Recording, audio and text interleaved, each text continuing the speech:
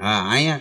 સાહેબ ઉભા રહેતા ને આપણે ચોકડીએ ચેક કરવા તો જે પીએસઆઈ હોય ને એ કોઈ વાહન વાળો નીકળો હોય ને એને કે દારૂ પીતો કે ના તો પોલીસ વાળાને કે હું તો આનું મોટું એક પોલીસ વાળાએ રાજીનામું આપી દીધું ભાઈ કે મને એક તો એલર્જી જેના તેના મોટા હું કે કે શરદી નથી મળતી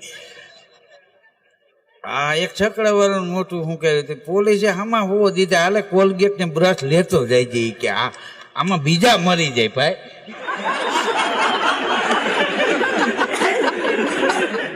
રાજીનામું એને આપી દીધું ને એ ઠેઠ વાં ઉપર ઉડી ગયો ને સાહેબ ને ખબર પડી હા તે પોલીસના વડા હતા ને એને નક્કી કર્યું કે ભાઈ મોટા હુંકવાનું રહેવા દો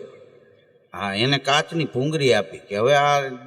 તમને શંકા પડે એને કેવું કે આમાં ફૂંક મારો નશો કર્યો હોય તો લાલ લાઈટ થાય તે પીએસઆઈ સાહેબ ને બધા ચોકડી ઉપર હતા ને ટેમ્પા વાળો આવ્યો ખંભે નેપકીન ને નાખી ગયેલો